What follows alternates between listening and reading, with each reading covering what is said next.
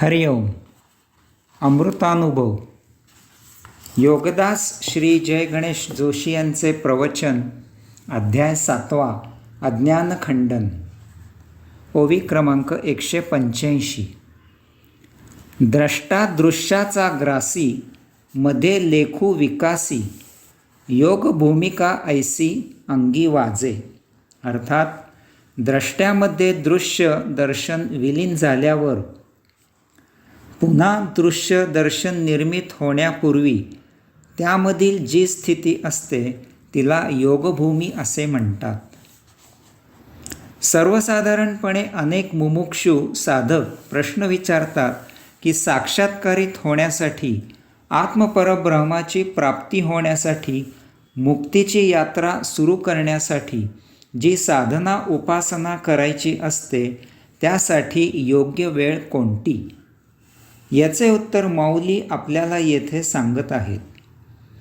माऊली सांगतात की जेव्हा द्रष्टा आणि दृश्य यांचा योग जुळून येतो आणि त्या योगे दृश्य द्रष्ट्यामध्ये विलीन होते, त्यानंतर पुन्हा दृश्य निर्माण होण्यापूर्वी जो यामधील वेळ असतो ती योगभूमी असते. हा संधिकाल असतो. संधिकाल योगसाधना उपासना करण्यासाठी फार उत्तम वेळ असते. हा असा संधिकाल आपल्या जीवनात अनेक वेळा आपल्याला उपलब्ध होतो, तथापि त्याची आपल्याला कल्पना नसते, त्याची महती आणि माहिती नसते. यामुळे आपले त्याकडे दुर्लक्ष होते. जेव्हा एखाद्याला एखादी गोष्ट पटते तेव्हाच ती त्याच्याकडून पालन व्हावी लागते, कारण त्यानंतर मध्ये जर वेळ गेला तर काहीतरी घडते आणि अशाचे पुन्हा मतपरिवर्तन होते आणि तो पुन्हा माघारी वळतो.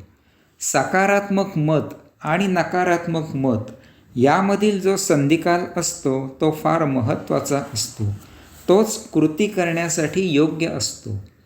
कारण मुमुक्षू साधक नवीन असतात, ते वैचारिकदृष्ट्या कमकुवत असतात, त्यांचे मन अजून पक्व झालेले नसते. योगी संन्यासी यांचे तसे नसते. त्यांना एखादी गोष्ट पटली की पटली, त्यानंतर बदल होणे असंभव असते. यास्तव एकदा काही ठरविले की त्याची योग्य वेळीच अंमलबजावणी व्हावी लागते.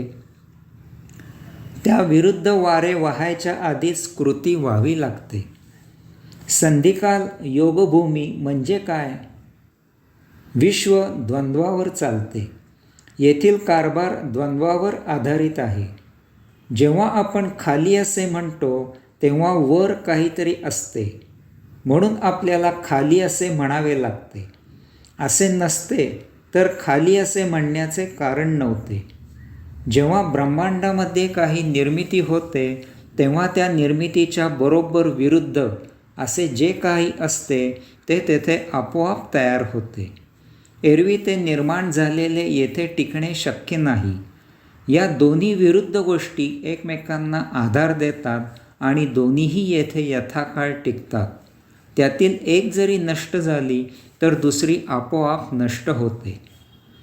याचा अर्थ असाही आहे की कोणतीही निर्मिती ही निर्माण झाल्याबरोबर तिच्या विरुद्ध तिच्या ऱ्हासाकडे, नाशाकडे प्रवास सुरू करते. यामुळे येथे उत्पत्ती, स्थिती, लय असे अव्याहत सुरू असते. येथे काहीही टिकाऊ नाही. जे जे निर्माण झालेले आहे ते लय होऊन पुन्हा त्यामधून नवीन काहीतरी निर्माण होत असते. याचा अर्थ येथे जसे काहीही टिकाऊ नाही तसेच येथे काहीही टाकाऊ नाही. येथे काहीही नष्ट होत नाही. वस्तूचा येथे फक्त लय होतो आणि त्यामधून नवनिर्माण होते. वस्तूचा आकार, विकार, रूप, गुण इत्यादी बदलतात. यामुळे येथे निर्माण झालेले संचित पुनर्जन्मात उपभोगता येते, कारण प्रत्येक वस्तू पुन्हा निर्माण होत राहते. याच कारणास्तव माऊलींनी ही ओवी लिहिली आहे. असे होत असल्यामुळे येथून मुक्त होणे जवळजवळ अशक्य असते. कारण काहीतरी करावे आणि त्याच्या विपरीत घडावे, उपभोग निर्माण व्हावेत आणि आपण जन्मोजन्मी संचितात पुनर्जन्मात अडकावे. यात कैवल्य कसे प्राप्त होणार, मुक्ती कशी मिळणार? म्हणून माऊली सांगतात की कोणत्याही दोन गोष्टी, वस्तू यामधील संधिकाल पकडा. दोन्हीही नकोत, द्वंद्वाच्या पलीकडे व्हा. तेथे अद्वैत आहे, म्हणजे तेथे दोन्हीही नाहीत. आता तुम्ही कशातही अडकणार नाही. येथे कैवल्य असते. आता तुमची मुक्तीची यात्रा सुरू होईल. भूत नको आणि भविष्यही नको, केवळ वर्तमान स्वीकारावे. नियती जे जसे जितके समोर आणून देईल त्याचा नैसर्गिकपणे स्वीकार करावा. मित्र नकोत, शत्रूही नकोत, केवळ ओळख पुरे. दोघांनी पटल्यास आपापली कामे करावीत, एकमेकांना जरूर मदत करावी आणि आपापल्या मार्गाने सुरू व्हावे. एकमेकात रेंगाळू नये, गुंतू नये. सुख नको आणि दुःखही नको, पाप नको आणि पुण्यही नको, नरक नको आणि स्वर्गही नको. कोणतेही द्वंद्व सारखेच विष आहे. त्या दोन्हीपासून दूर असावे. येथे कैवल्य आहे, आनंद आहे, मुक्ती आहे. अशा अद्वैतात संधिकाल आहे. अशा ठिकाणी परिपूर्ण प्रशांतता आहे, मौन आहे, स्थिरता आहे. तीच योगभूमी आहे. तेथे ध्यान शक्य आहे, साक्षात्कार शक्य आहे, मुक्ती शक्य आहे. हे समजण्यासाठी माऊलींनी याची पुढील ओव्यांमधून काही उदाहरणे दिली आहेत. ओवी क्रमांक 186. उठिला तरंगू बैसे, पुढे अनुही नुमसे, ऐसा ठाई जैसे पाणी होय. अर्थात पाण्यात एक तरंग उमटतो आणि तो स्थिर होतो आणि त्यानंतर दुसरा तरंग उमटतो. या दोहोच्या मध्ये जो कालावधी असतो तो संधिकाल असतो. नदीमध्ये किंवा समुद्रामध्ये सतत तरंग लाटा उमटत असतात.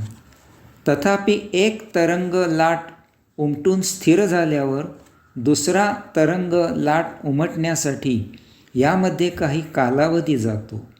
हाच तो संधिकाल असतो. याचा अर्थ आपण नदीकिनारी किंवा समुद्रकिनारी आसन स्थिर करून ध्यानासाठी बसायचे आहे.